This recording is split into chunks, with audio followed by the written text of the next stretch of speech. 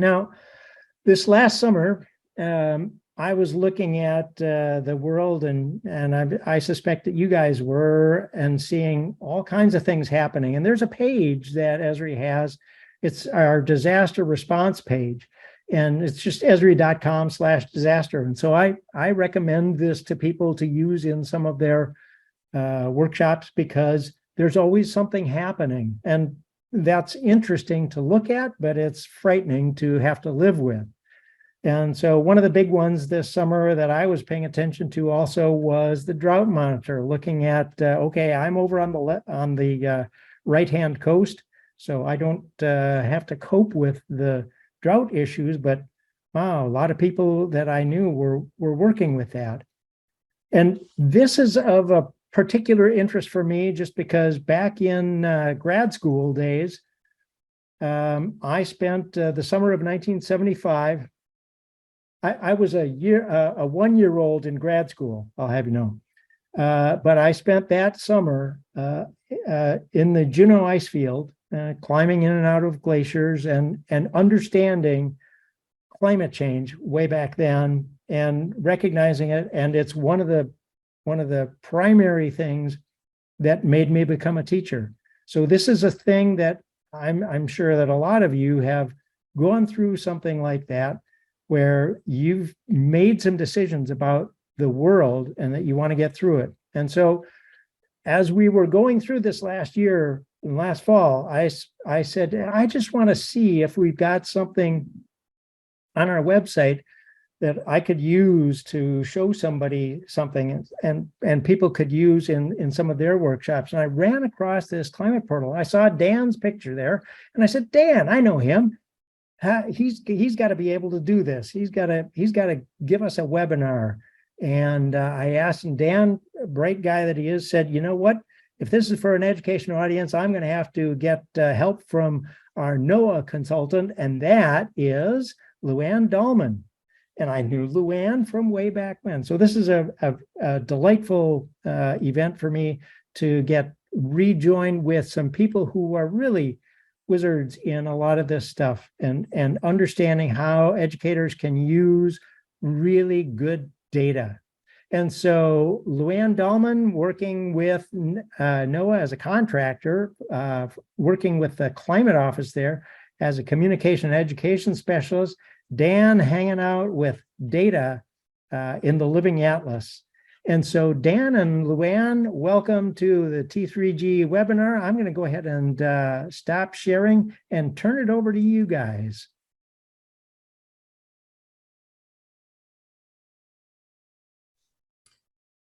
All righty. I'm going to say hello and wave at everybody for a minute, but I'm going to start sharing, and then I'm going to turn off my camera so you don't.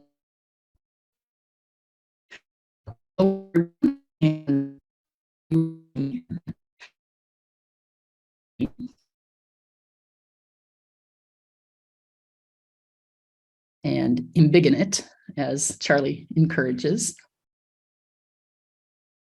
All righty. And I'm going to tell you that I am going to give you kind of the boring, here's why we made this tool and what we hope people will do with it. Dan is going to focus more on the GIS parts of under the hood and a lot of the things that you can do with it afterwards. So we'll hit it back and forth a little bit. But here's our site. It's a climate mapping for resilience and adaptation, also known as CAMRA. So,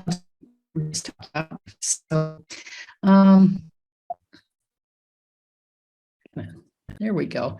This is a reminder that the federal government is really interested in building a climate-ready nation, and they are spending a lot of money on the bipartisan infrastructure law and also the Inflation Reduction Act. Those are important because as they get ready to spend that money, they need to know that people are not putting up stuff where it's going to just be wiped out by climate hazards. So they needed a screening tool to help community leaders as well as grant officers, people who are going to be in charge of making the decisions to spend this money or not, so they know which assets might be damaged by future climate hazards.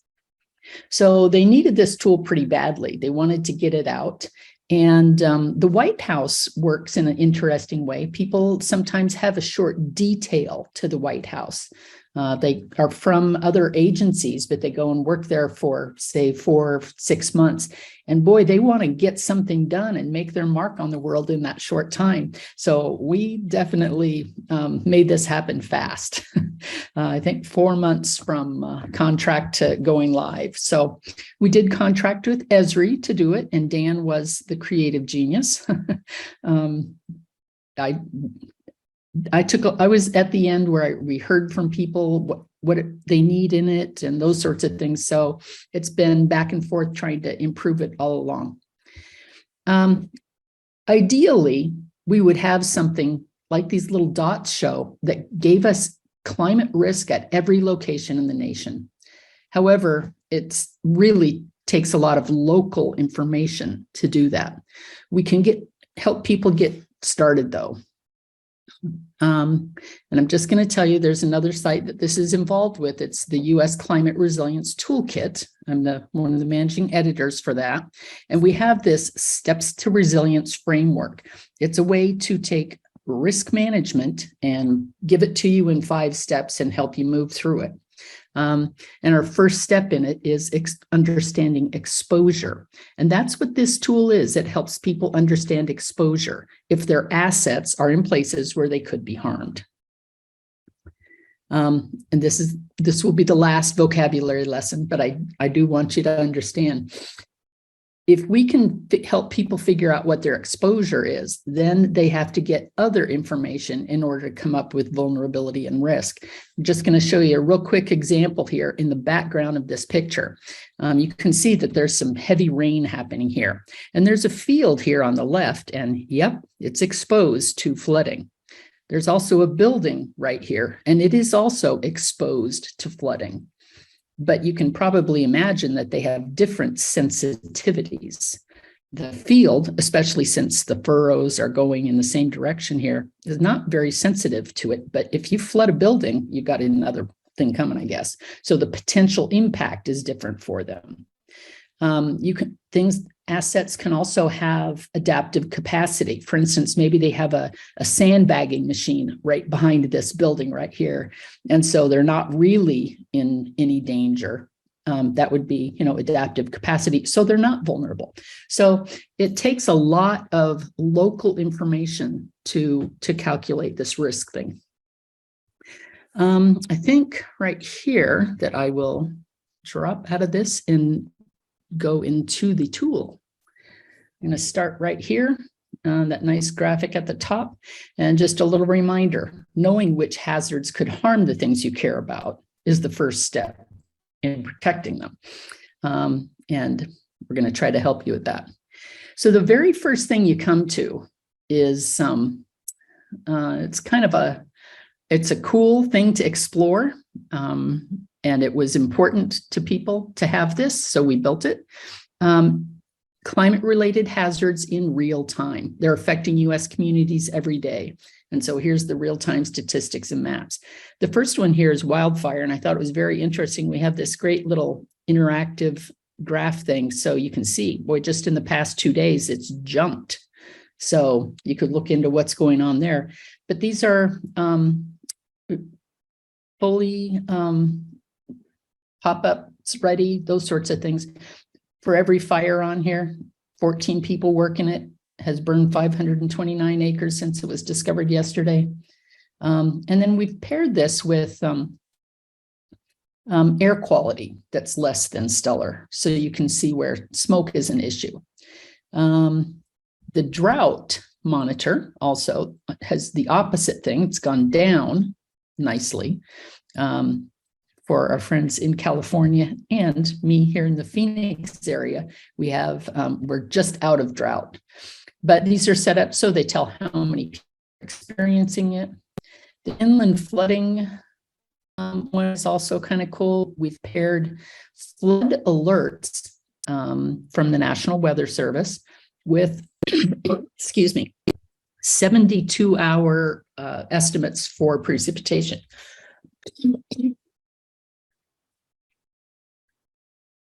Excuse me. And we also have coastal flooding. Right now, there's only a little down here by Houston. Extreme heat, we don't have much right now, but boy, you should see it in the summer. So this whole real-time hazards dashboard is there to remind people these hazards really are occurring across the nation. Oh, they even do have some above 80 here in Florida, I'm noting. So this feature is, are you exposed to these things now? And we just ask, does your community face these hazards now or in the future?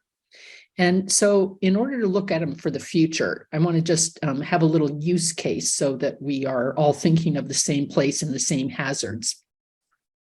And I'm going to talk a little bit about Baltimore, Maryland. In 2018, there was a citizen science project where they went out and mapped urban heat and found the places that are hotter and cooler throughout the day. Now, if these people decided they were going to do some infrastructure spending and they wanted to put in a new transit facility, and they have people waiting outdoors for buses, trains, and electric car charging stations, what are the hazards they might be exposed to in 2050? So given that, I'm going to just, if we're within the hub and you get to the camera assessment tool, we say this a couple of times. I'm going to point to both of them. I know nobody else is going to read them, but impacts are already occurring. They're projected to worsen. Launch the tool and enter your location to see how climate conditions are projected to change through this century. I'll say it again right here. Check climate conditions, how they're projected to change over the next several decades. So we keep trying to give people these hints. This is what you're going to see, but they're often surprised. But I'm going to go ahead and launch the camera assessment tool. You have a nice picture of it here, but launch the assessment tool. And this is not a hub, but it drops you right here. And we say it to you one more time, downscaled results from global climate models. Anyway, I'm going to go to Baltimore, Maryland. And you'll see we get quite a full interface, a lot of stuff going on in it. But if we're talking about, I'm going to just start up here on the left, we're in Baltimore City, and we're going to stick with the county as the default geography here.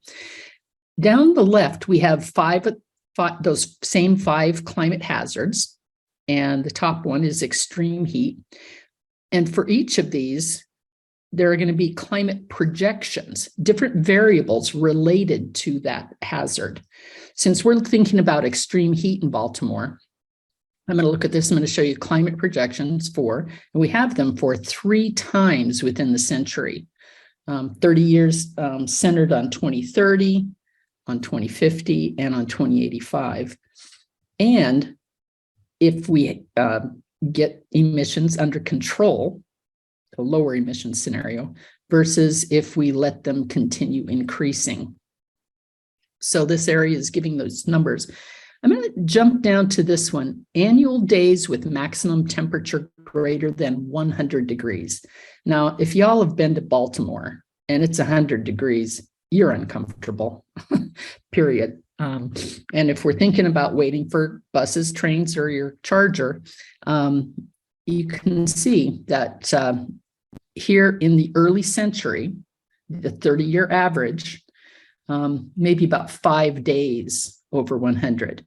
But we've also noted that that is plus 3.9, plus 4 days since 1976 to 2005. So we can already see that that's going up. Now, if our emissions continue increasing, we might even have 5.6 days. These would be averages. And so sometimes you'd have above and below. Keep in mind, climate always kind of averages things out. It steers you away from the extremes. You know, it says 5.6 days, but that doesn't mean you won't have 15 one year and to the next. Over here in this chart, you get a nice look at everything. For the modeled history, it's telling you in 1976 to 2005, essentially it had maybe one of those days. Early century, lower and higher emissions. And late century, it's quite a bit later, and the conditions change earlier. So it's a little bit different here. You can also just change the whole chart to look at different portions of the century. 7.4, 11.1 days. If we get all the way to the late century, 11.5 to 31 days, a whole month over 100 in Baltimore. They may need to decide what kind of shade could provide some protection for the people and that sort of business. Now, I know, this is just a dashboard with values and stuff, but there is a map exploration. And as soon as you click that, it puts the interface down here. You still have all the same options. You have all the hazards, and each one has a set of indicators, whichever one you want to fool with. I have to get my Zoom stuff out of the way here, sorry. And it gives you responses for where you've selected, and you can select the different time frames. So you can imagine you go from early or modeled history, late last century, all the way to late next century.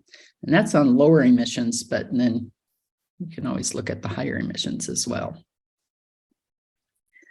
Dan, is this one of the times that you want to take it away and show a walk shed idea in Baltimore?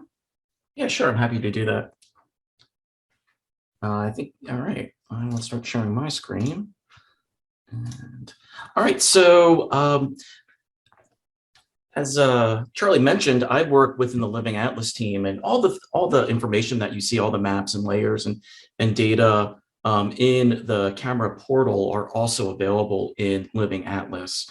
And one of the things that's great is you can take all these data resources and then mash them up with all the other great content, and it's going to work well. So in Living Atlas, I actually found a walk shed for Baltimore.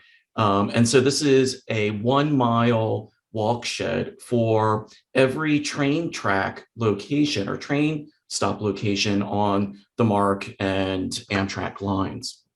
And so what we can actually do is go in here and merge this with another layer that we have. And this is looking at a resilience index for where is there a combination of high population, low number of trees, and a high surface temperature. So looking at those temperature maps that Luann started off with. And what we can do with the power of GIS, especially now, is we can just bring in that walk shed layer. And then all that I'm going to do is go over to this blend mode option here in this map. And this is really cool. This is only, about a year old.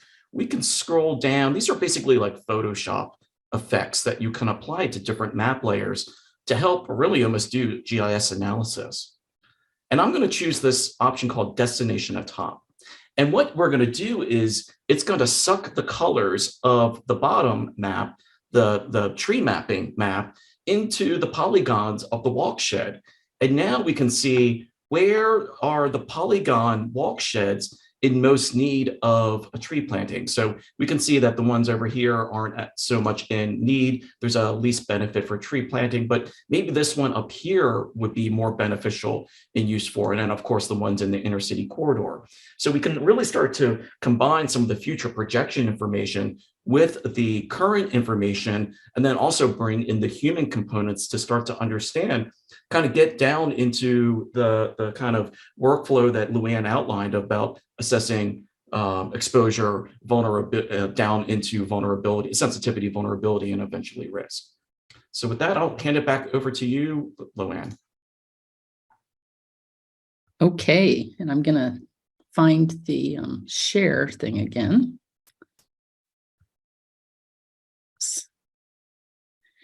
And we'll keep bouncing around a little bit. I'm going to mention we have a couple of other use cases. For instance, we were talking about folks in Butte, Montana might want to build a new community center. And what if they thought, yeah, we'd really love an outdoor ice rink. And then they think, will we be able to sustain that in the 2050s, 2060s? And then they might also wonder, will you need to install air conditioning? So if I go back to the assessment tool, I'm going to go Butte, Montana. And in this case, I'm going to look at that ice rink idea first. And you wouldn't guess maybe that it's under flooding, but this has a number of different variables in it. And one of them is days with maximum temperature below 32 degrees. The reason that's in flooding is if we have fewer and fewer days with temperatures below 32, we have more snow melting. So that's why it's in flooding. But just for this made up thing I made, early century, 57 days below 32, so almost 2 months, but that's 11 fewer. And again, we might just check, what about by the late century? Well, only 47 days. So you can see it's dropping, but that's the same sort of thing here. I'll mention also regarding needing air conditioning, if you go back to the extreme heat hazard, one of the variables there is cooling degree days. And that is, this should have a pop-up, a rollover. Come on. Not sure why we're not seeing it, but the number of days times the number of degrees over 60. So again, increasing need for air conditioning. Let me, one more quick use case, and this is actually very common. Small towns that are trying to attract businesses. I chose to focus on one maybe along the Appalachian Trail in Madison County, North Carolina. And people have to ask, will people keep coming to the trail for the next several decades? What are the hazards that could challenge the viability? And is it possible to tap into funds available through the Justice 40 initiatives, especially if we're going to talk about some infrastructure? I'm just going to go to Madison County, North Carolina. There we go. And drop into the map. Well, first of all, I'm just going to take a look at flooding, and I'm going to say annual days with total precipitation greater than 1 inch. And we see that that's increasing a little bit. If I drop into the map exploration,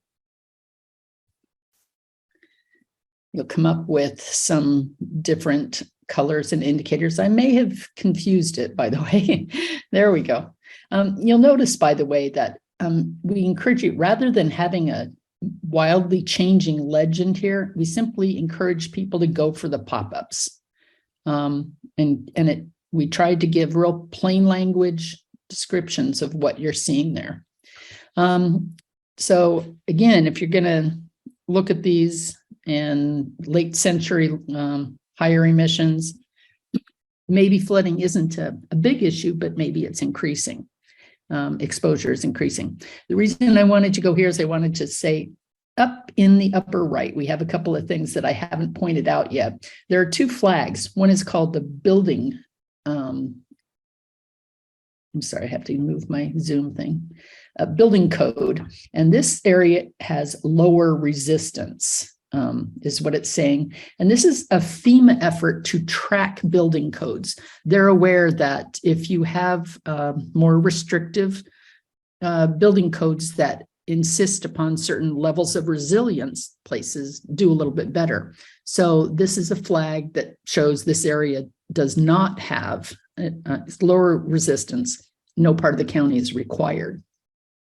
But there's another flag up here, and it is the number of percentage of the population in disadvantaged communities.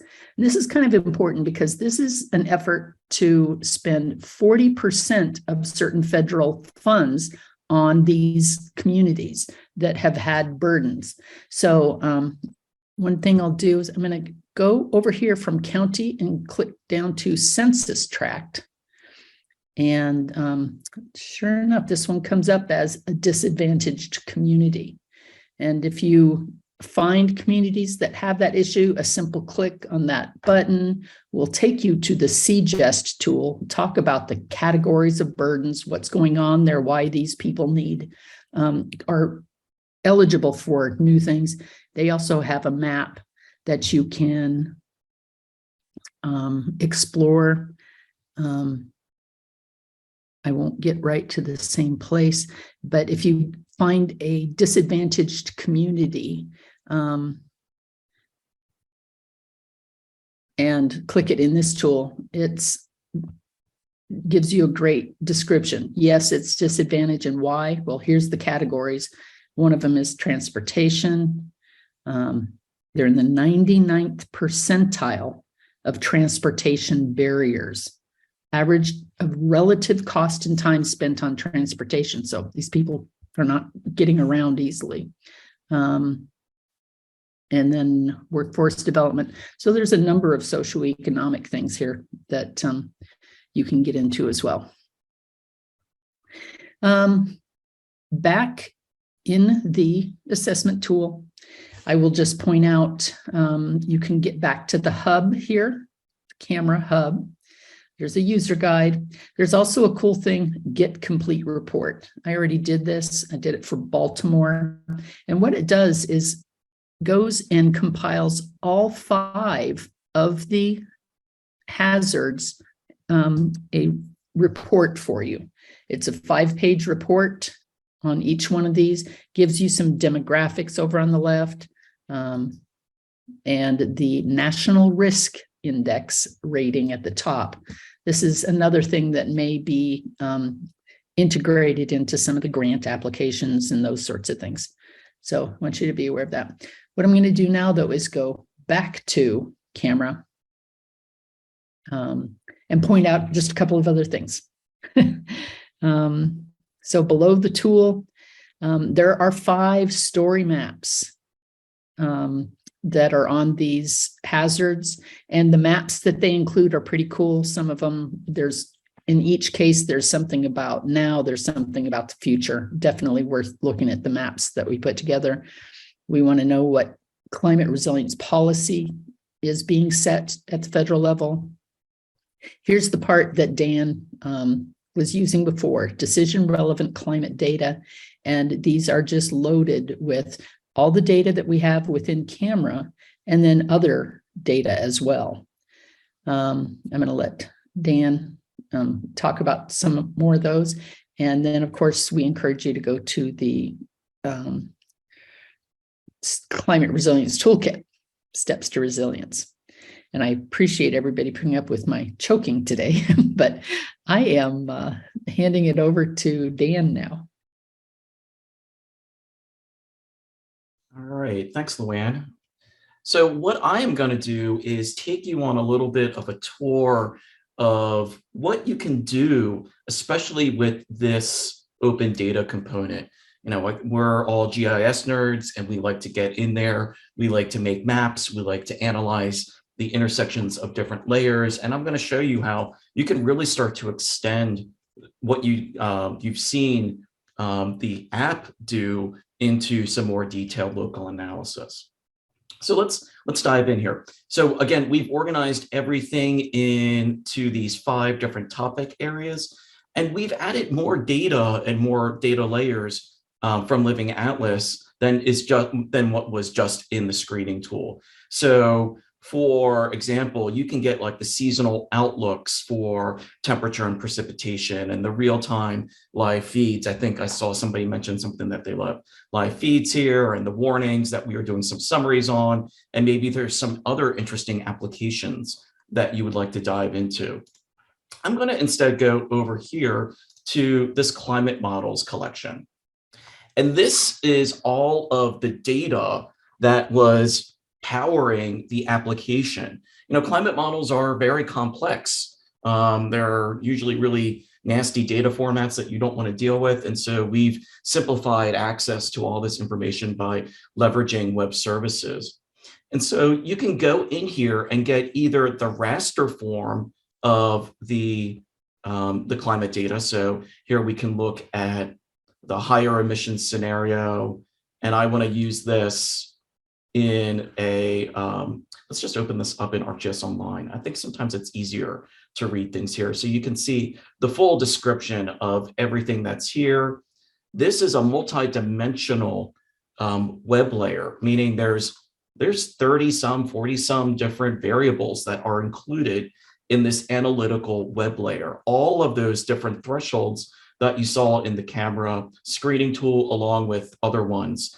And this, I should note, is coming from the US National Climate Assessment. So you can open this up in ArcGIS Online, or if you wanted to open it up in ArcGIS Pro, I'll show you that in a minute. And in this section over here on the right, there's this new button called multidimensional. This is only a couple months old, and you can pick from all of the different variables here, and you can change the map display accordingly. Now, I will say you'll have to probably go in there and change the styling of the map itself so that it's more tuned to the variable that you choose. But you have full access to that. What I'd like to show you also is all of those summaries that Luann was showing you for the county, the tract, and even tribal geographies is available here too. So we can open this layer, and again, it's going to describe everything that is built into this feature layer, all of the data that is summarized at those different geographies, and you can have access to it. So let's just open that up in a web map. And you can see that we have, of course, the 48 states, Alaska, Hawaii, and Puerto Rico as well. For Puerto Rico, Alaska, and Hawaii, there's not as many variables. We've had to use some other climate model projections, but we wanted to be able to include something. If you open up this, you'll see that each of the 3 different geographies are there, and you can go in there and pick whatever variable that you want to use. There's actually hundreds of variables here, because for each county, we have the variable itself, the average for this area of geography. We have the maximum that is found within this area of geography, and we also have the minimum. And so you'll see, if I, maybe I can increase the resolution here, you can see that each one of these has a standard way of describing RCP 4.5, which was the low emission scenario, the early century, the mean, and the variable. So we have historical RCP 4.5, early, mid, late century, and then RCP 8.5, early, mid, late century for all those different variables. So this can be kind of a little daunting, but you can do some really, really great things with the information that's here. For example, I've gone through in this one, and I've just taken the counties layer, and then I went over and I chose, I want to see the daily maximum temperature that is expected in the early century, so about right now. And I went through and I just said, okay, we're going to style this. And I picked a color ramp that I liked for looking at temperature. I think this one's pretty visually spectacular. And we can see the gradients that you'll see in the different counties here in the United States. If you went into tracks, you'll see a lot more extremes. You're not summarizing and averaging out the extreme values as much. And so some of those maps actually become really, really interesting and quite detailed. But you can start to play with, how you want these to be styled, how high or low the thresholds of temperature that you want to display. You could also go through here and maybe add another variable. So I could look at not just daily maximum temperature in the early century. I could look at RCP 8.5. And sometimes you have to early century, RCP 8.5 early century mean cooling degree days. So getting back to what Luann was showing you with the Montana example, I could look at the relationship between where there is a high number of, let's actually swap this. If we look over here on the legend, a high number of cooling degree days is in blue, a high number of really high maximum temperatures, and then where the two overlap is in brown. And so we can really start to see kind of an exposure and frequency almost, and start to do some planning there. So you can get really creative and ask your students to find these different intersections of all these different variables that are available in these layers. Now, maybe you've created a couple of these maps and you want to create a collection for your classroom to use. There is a brand new Express application that has been developed. I don't know how many people here use some of the application templates in ArcGIS Online, but this one is brand new and really awesome. It just came out, I think, 2 weeks ago. What you can do is create a group in your ArcGIS Online account of a bunch of different maps or layers. And here you can see I created 6 maps here. And all I do when I configure this app is I point this app to that group. So now I can go over here. I can say, let's open this map.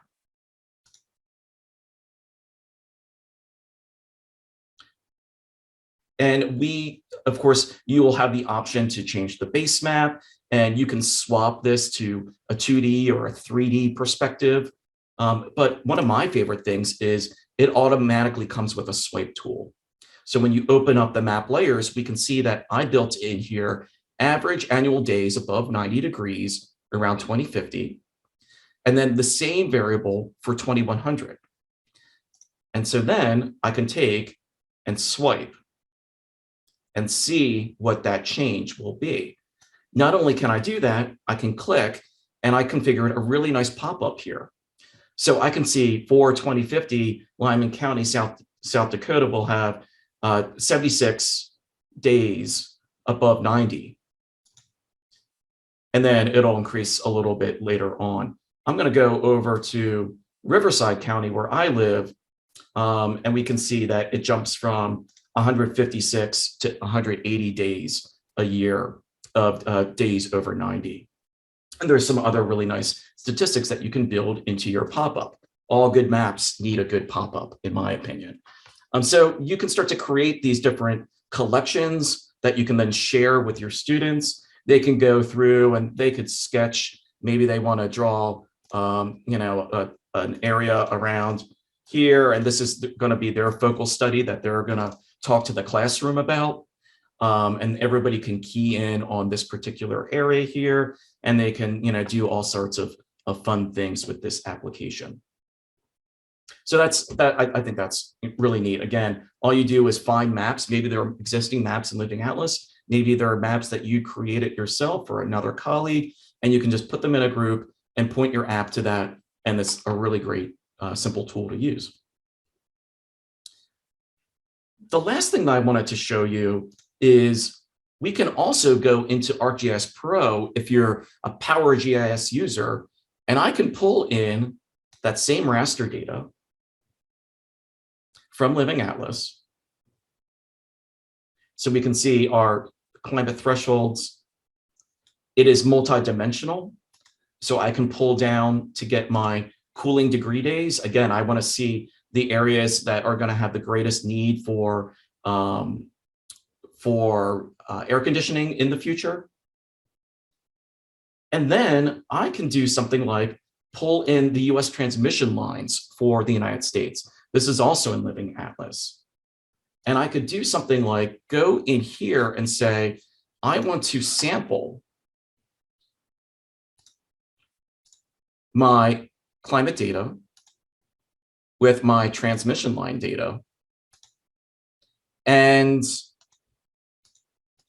basically run the analysis that you would suck in all of the climate pixel variable information into the transmission lines. And so I did that for a couple different variables, and we can start to see some really neat maps. I did this just for Texas because we've heard of the issues that they've had there with their power grid, and we can see which of these transmission lines are going to have the greatest number of days over 90 degrees. Or we could do that as a percentage increase over from one period to the historical period into a future period. We can calculate each one and then divide the two out and see what the percentage increase would be. We could do something like look at the cooling degree days. So yeah, we saw there were some extreme increases over here, but the highest demand might be here, or the percentage increase in that. So again, even though that this area down here in Austin had the higher cooling degree day change, the highest number of days, maybe the transmission system over in here isn't as capable of supporting that. It's going to have the highest percentage increase. And so we can also really get into some excellent math skills here as we're doing our GIS. And then, of course, we can start to look at examples of combining where would those extreme temperature days and those cooling degree days overlap. And so where they're both high is these red areas. So these are of the most sensitivity. So kind of like Luann was talking about, we can start to get further through that process of understanding exposure, sensitivity, vulnerability, and down into risk. So with that, I think that's the last thing that I wanted to show on these maps and using the data, but I'm happy, and I know Luann